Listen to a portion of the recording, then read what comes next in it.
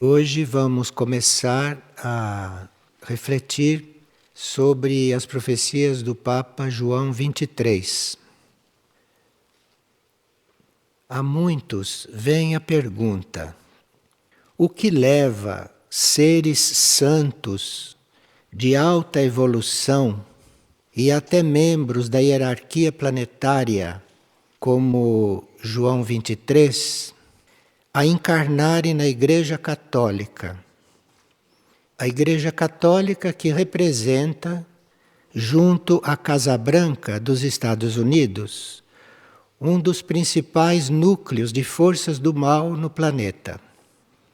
E o que leva essas almas tão puras e avançadas, o que leva essas mônadas a encarnarem ali? Angelo Roncalli, depois chamado Papa João 23, é um desses, como Padre Pio, como Madre Teresa de Calcutá e tantos outros seres puros.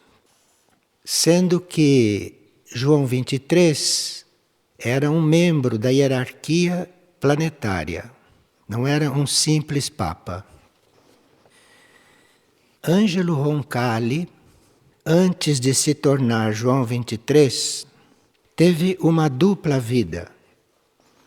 Teve a sua vida bem conhecida, historicamente, de membro da Igreja Católica, e teve também uma vida oculta, interior, que foi revelada até certo ponto. Um membro da hierarquia planetária, quando está encarnado, se revela muito pouco. A maior parte do que ele é fica oculta, porque ele está encarnado principalmente para fazer um trabalho interior, um trabalho que fica no inconsciente da humanidade. E para explicarem a vastidão do universo que ele emanava com a sua presença, um cardeal, de maneira muito diplomática e cuidadosa, manifestou que entre os homens de cultura, ele estava se referindo a João 23, entre os homens de cultura, há uns que atingem força transcendente e que se tornam criadores. Assim, o cardeal explicava, dizendo que esses seres criadores podem percorrer o futuro. Essa foi uma maneira sibilina e uma maneira discreta de dizer que João 23 era um profeta, coisa que a Igreja nunca falou abertamente, inclusive porque ele estava encarnado, mas o cardeal o chamou de um ser que pode percorrer o futuro. Assim, o chamavam de profeta sem se comprometer. Bem, a nós importam as suas profecias, que são um fato muito pouco conhecido, mantido sob muita reserva entre os estudiosos oficiais. Foi por volta de 1935 que essas profecias ficaram conhecidas. Angelo Roncalli, assim se chamava ele naquele tempo, não era Papa, Angelo Roncalli chegou à delegação apostólica em Istambul, na Turquia, onde teve experiências supranormais na delegação apostólica e onde fez contatos com uma sociedade iniciática que não pertencia à Igreja. E para amigos e membros desta sociedade iniciática, ele começou a ditar as suas profecias, que eram transcritas por um conselheiro desta ordem secreta. E parece que havia um entendimento entre eles que os textos serviriam só para os membros dessa sociedade. Mas, por volta de 1976, portanto, muito tempo depois, essas profecias saíram publicadas, parcialmente na Itália. Bem, o que se sabe, não oficialmente, é que Angelo Roncalli, na Turquia, encontrava-se em sonhos com um personagem. E ele sonhou 6 noites seguidas com esse personagem. E na 7ª noite, ele recebeu o livro das profecias. Mas ele recebeu 2 livros. E ele viu que aquilo não era para ficar conhecido de todos. Mesmo porque ele estava numa situação que não permitia aquilo. Porque ele achava que aquelas profecias deveriam ser empregadas para o bem e que muitos poderiam interpretá-las e, com elas, fazerem o mal, principalmente no campo político.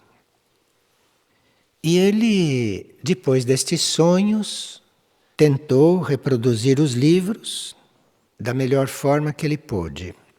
Porque naquele tempo ele escrevia textos cristãos, católicos, e participava em muitos países, em vários países, de exercícios espirituais, em mosteiros, em conventos. E nesses retiros espirituais, ele refletia sobre os santos, sobre os místicos. Ele tinha muita ligação com João Evangelista, com Santo Antônio de Pádua, com Santo Alberto Magno, com Santa Teresa de Ávila, com São Francisco de Assis. E ele, nessas práticas espirituais, nesses retiros que frequentava, ele orava à Mãe Universal, que ele chamava de Virgem Maria. Então ele orava para a Virgem Maria. E ocultamente estava se entendendo com a Mãe Universal. O ancião que aparecia nos seus sonhos acabou aparecendo fisicamente. E Angelo Roncalli o reconheceu como um velho conhecido. Bem, o escritor ou o jornalista que se encarregou de muitos anos mais tarde publicar essas profecias estava numa aldeia italiana chamada San Leo de Montefeltro. E essa aldeia fica perto de uma fortaleza onde Cagliostro foi encarcerado e emparedado vivo. De forma que era um local muito cheio de histórias significativas e pouco conhecidas. E esse escritor e esse jornalista italiano estava ali em Montefeltro fazendo pesquisas, provavelmente sobre Cagliostro, que havia sido emparedado ali, porque ele escreveu também um livro sobre Cagliostro.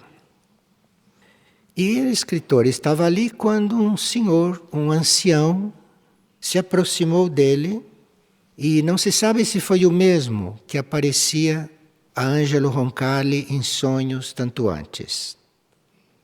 O ancião que surgiu entregou a esse escritor o texto das profecias de Angelo Roncalli.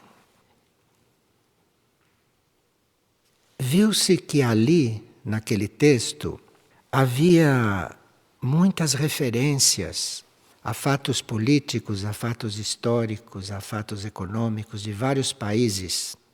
E havia trechos praticamente indecifráveis, que o próprio escritor que recebeu não sabia o que queriam dizer. Mas vê-se, lidas hoje, que muitas dessas profecias se cumpriram e que outras estão para se cumprir. As profecias que dizem respeito de 1935 até hoje anunciaram de forma hermética muitos acontecimentos e lançaram luz sobre outros. Essas profecias chegam até 2033 e, portanto, elas constituem um vivo material para nós estudarmos hoje em dia. Mas é preciso pesquisá-las de forma interior. Não se pode estar diante desses textos deduzindo com a mente, principalmente em certos trechos. No período em que Angelo Roncalli estava recebendo esses textos do ancião, que ele via em sonhos, ele recebeu também expansões de consciência. Parece que, junto àquela ordem para a qual ele estava ditando as profecias, ele recebeu um manuscrito com um juramento que ele deveria fazer. E consta que ele fez, que era o de não revelar as suas relações com esta ordem secreta, era de agir até o fim da vida sempre a favor do bem, de mostrar-se sempre forte, de nunca parecer fraco e de socorrer os irmãos e os necessitados, e de respeitar as leis de Deus e dos seus ministros.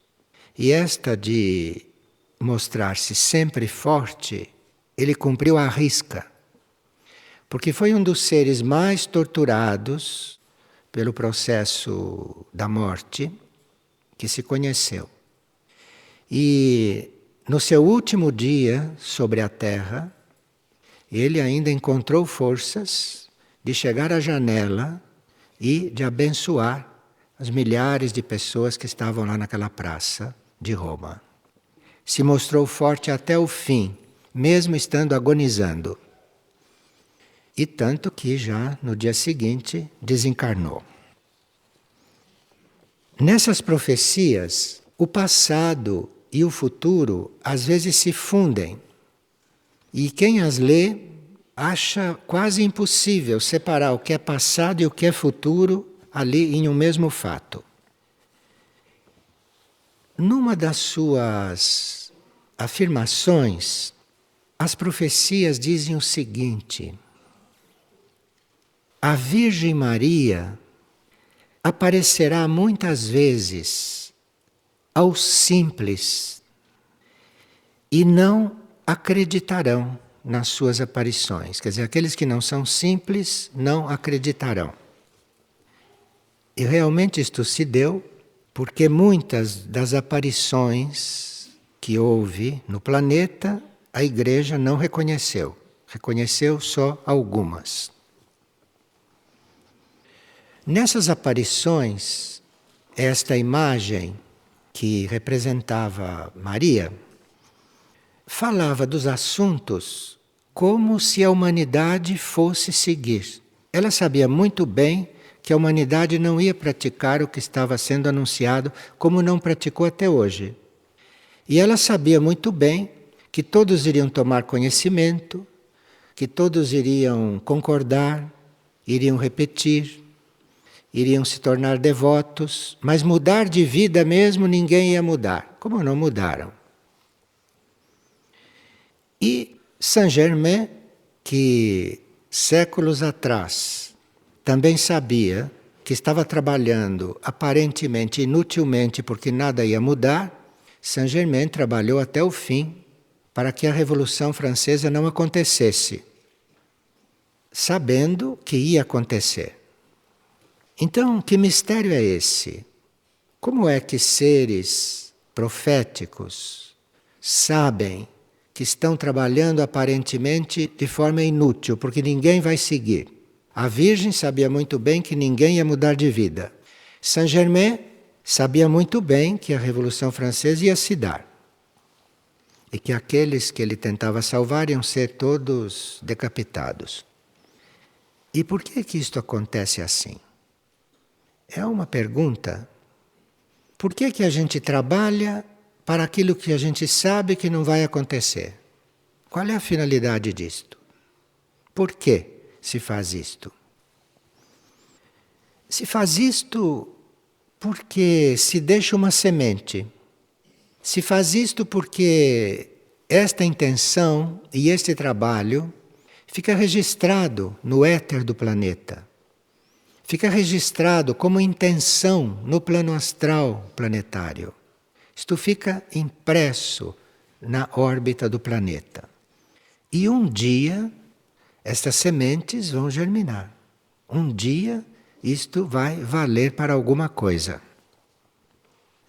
Saruma, quando estava encarnado, dizia, já naquele tempo, que as forças do mal estavam instaladas na cúpula da igreja.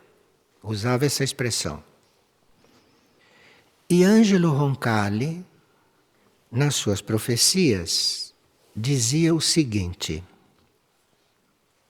o mal tem 3 cabeças. A primeira cabeça vai cair logo. A segunda cabeça também vai cair. Mas a terceira estava no seio da mãe. O que ele chamava de mãe era a igreja. Então a terceira cabeça do mal, segundo a profecia de Angelo Roncalli, estava no seio da mãe. Isso é, estava, como disse Saruma, na cúpula da igreja. Só que Saruma usou a palavra cúpula e ele usou a palavra seio. Há outras afirmações muito veladas nessas profecias. Por exemplo, que nesta igreja aconteceria divisões, mas ao mesmo tempo haveria um despertar espiritual em alguns indivíduos. E nós sabemos que alguns indivíduos que despertam espiritualmente são mais importantes do ponto de vista cósmico do que toda a humanidade que não desperta. De forma que muitas vezes se faz uma coisa, como ele fez, para alguns indivíduos. Porque isto na balança cósmica vale mais do que todos os outros que nada fazem. Então, todas as divisões, todas as incompreensões, tudo isto era menos importante do que um ou outro que viesse a despertar. Então vale a pena cuidar de um ou outro. E disse também que a humanidade iria passar por duras provas. Provas que ainda nem começaram. Como parece que estava vendo quase no plano físico, numa das suas profecias está escrito que os Estados Unidos terão uma mulher como presidente a uma certa altura. Coisa inconcebível na época. E também que Roma, onde está a sede da igreja, será uma cidade deserta. E, simbolicamente, ele disse que o Papa se fará peregrino descalço. Bem, falou muito da China, da Europa, da África, sempre escolhendo o que havia de mais positivo nessas áreas tão importantes no planeta. Numa das profecias há um detalhe muito interessante. É uma profecia a respeito de Pio XII. Nem se sonhava com Pio XII como Papa quando esta profecia foi escrita. E a profecia diz que o 12º Pio XII, o 12º Pio, 7 vezes encontrará o visitador e verá o seu rosto antes de morrer. Foi muito interessante porque Pio XII depois surgiu como Papa e Pio XII teria encontrado a figura do Cristo. Cristo apareceu para Pio XII. Dizem aqueles que o viram desencarnar, que estavam perto do leito, que antes de desencarnar, que ele estava recebendo a visita do Cristo em sua cabeceira. Mas na profecia está escrito que Cristo iria aparecer 7 vezes. Então, o Cristo aparecer claramente diante de um Papa quer dizer que a situação é grave. Diz a Bhagavad Gita, o livro sagrado indiano, falando do mesmo Cristo, só que ali chamava de Krishna. A Bhagavad Gita diz que Krishna se manifesta sempre que tudo parece perdido. Entre uma e outras profecias, há notas, há comentários, e muita coisa permaneceu obscura até hoje. Porque às vezes as profecias se referem a fatos iniciáticos, a fatos que são fora do conhecimento da maioria, falam de fatos interiores, falam de processos internos. E um frei chamado Aldiran, num convento de Estrasburgo, disse o seguinte: temos a certeza de que muitos dos acontecimentos esotéricos que julgávamos perdidos pelas nossas ordens iniciáticas estão zelosamente conservados e seriamente administrados, bem escondidos, em 2 instituições seculares, exotéricas, a Igreja Católica e o Islã. E diz Frei Aldiran que é tempo de nós tomarmos nota do que estão nestas coisas bem guardadas.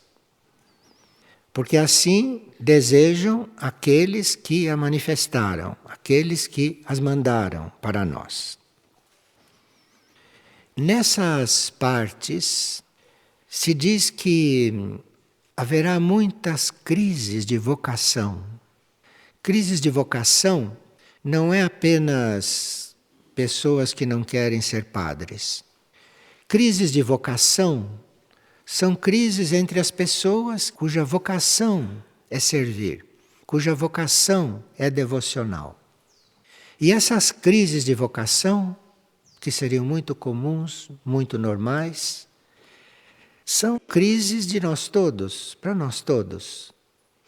Então, quando nós temos conhecimento da nossa vocação, quando nós sabemos, sem dúvida alguma, que a vocação de uma alma é servir, que uma alma vem ao mundo para servir, nós entramos em crise de vocação porque encarnamos, esquecemos de tudo isso e vivemos não sei para quê.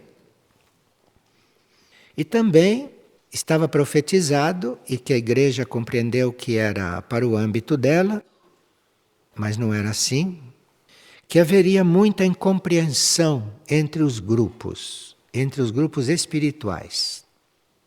E vocês veem quanta incompreensão existe, porque se nós fôssemos reunir todos os grupos espirituais existentes no planeta, com um pouco mais de compreensão e de união entre eles, se formaria algo enorme. Mas existem tantas incompreensões ideológicas e históricas e de tantos tipos, que todos esses grupos ficam trabalhando isoladamente. Ao invés de juntarem as suas forças, de se reunirem e fazerem um trabalho unido, um trabalho único, o que teria muito mais força. E que existem também entre os grupos espirituais anseio por novidades. Como se as pessoas estivessem num grupo espiritual, a maioria para saber de novidade. A maioria por ter informações, só para isso. Mas não se vive aquilo que se aprende.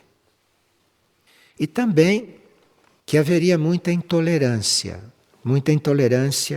uns para com os outros, e que isso tornaria impossível um diálogo. Isso de não se tornar possível um diálogo, isto se viu quando todas as igrejas tentaram se reunir, não é? E se viu que isto é uma utopia.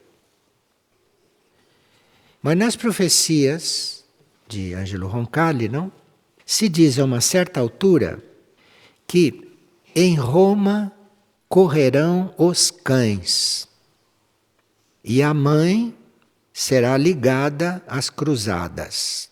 Quem é que vai entender isto, não é? Bem, em Roma correrão os cães. O que publicou as profecias tenta interpretar isto. E diz que, em nome da igreja, iria se mercadejar. De fato, a igreja fundou até um banco, como vocês sabem.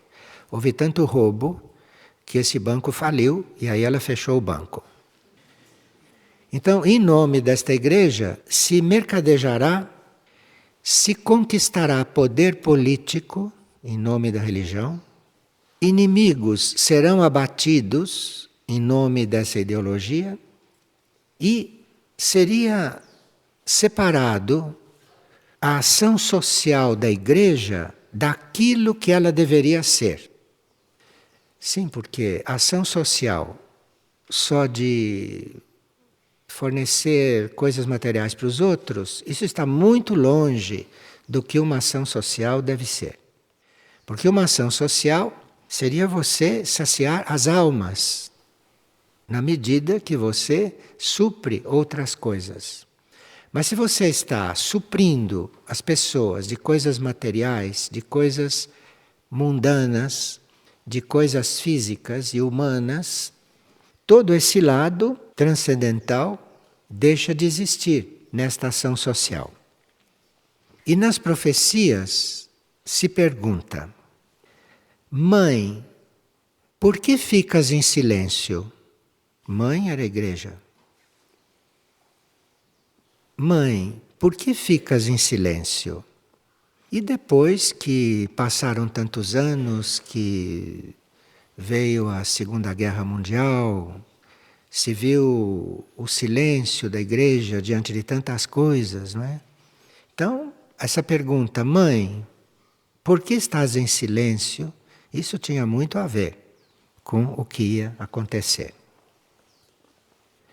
Mas ele diz nas profecias que muitas vezes nós podemos nos enganar. Obviamente, tudo pode se enganar nesta terra.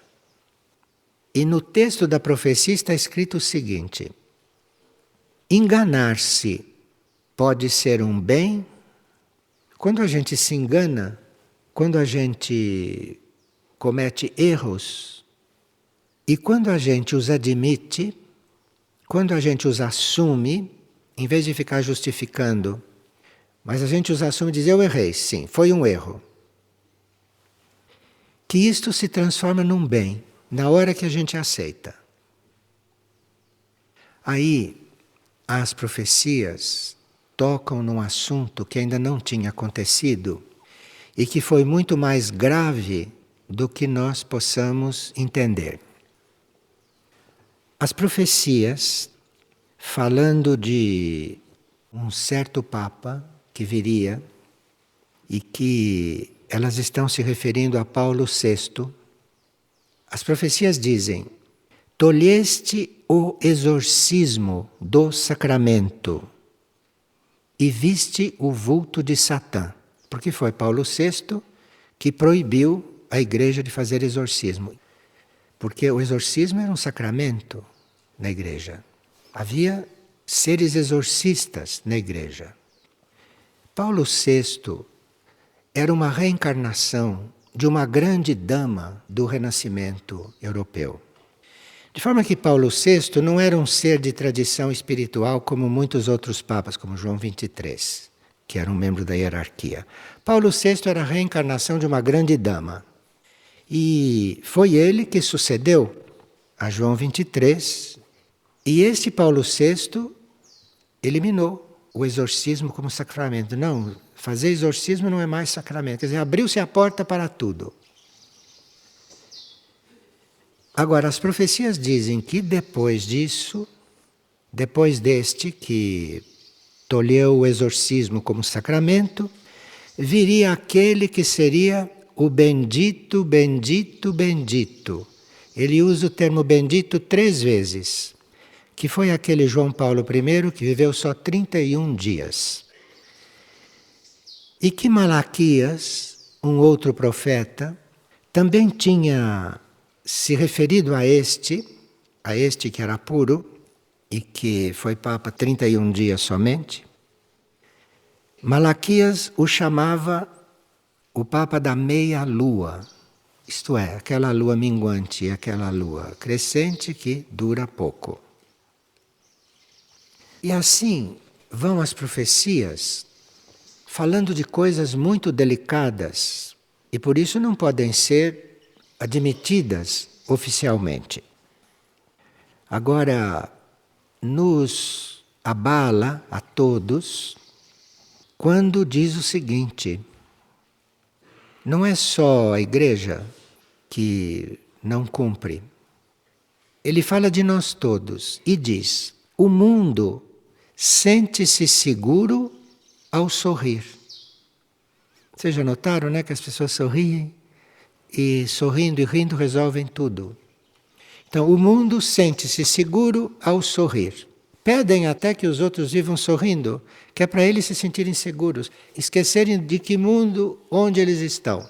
Então, nos pedem a todos que vivam sorrindo, para enganarmos todo mundo, porque não há nenhuma razão para sorrir neste mundo, se nós formos ser exatos. Mas o mundo sente-se seguro ao sorrir. Isto ele diz. E essa frase dá a ideia exata da irreflexão de todos diante de tantas coisas prestes a acontecer, que estão anunciadas há tanto tempo, sobre a inconsciência daqueles que têm poder, que apostam no destino econômico, técnico da humanidade, mas que estão longe de se preocupar pelo desenvolvimento espiritual da humanidade. E também nós todos sorrimos muito e até participamos, colaboramos com os que o livro chama de detentores do poder econômico, que brincam com o perigo por motivos especulativos. E quem de nós se pergunta o que um banco faz com o nosso dinheiro? Quem é que se pergunta isto? Quem é que se pergunta para o que a nossa força econômica está sendo usada? Nós só vemos os juros crescerem, mas ninguém se pergunta o que estão fazendo com aquilo. O mundo sente-se seguro ao sorrir. Então, só resta brincar, só resta sorrir para nem notar estas coisas todas. Bem, diz as profecias que nos laboratórios preparam-se armas desconhecidas de todos e que o mar assassina sob as águas e o céu cospe fogo. Estava se referindo a essas guerras submarinas, a tudo isto que está se construindo no fundo dos mares e que naquele tempo nem se sonhava com estas coisas. Que o mar iria começar a assassinar nas suas águas.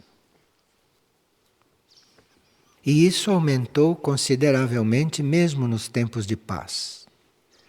Porque aqui há uma paz aparente, mas nós não sabemos o que está se passando no fundo dos mares, com as armas que existem lá.